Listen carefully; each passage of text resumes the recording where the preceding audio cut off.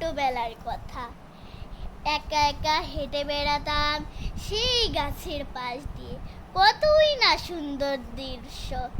আমি করতাম কি, গাছের পাতা ছিঁড়তাম, বাঁশি বানিয়ে বাজাতাম, কতই না কিছু।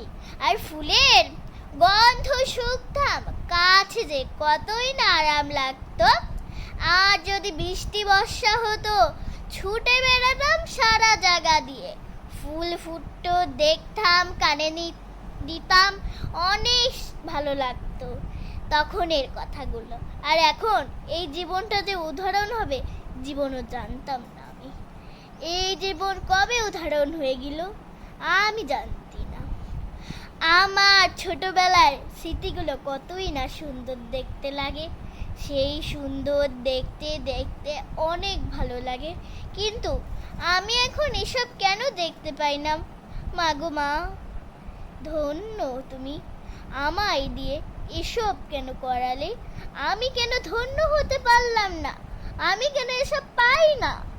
আমার ওই সেই ছোটবেলা লাগবে, আমি সেই ছোটবেলায় যাব, সেই ছোটবেলায় যে সেই স্মৃতিগুলো মনে করব আবার।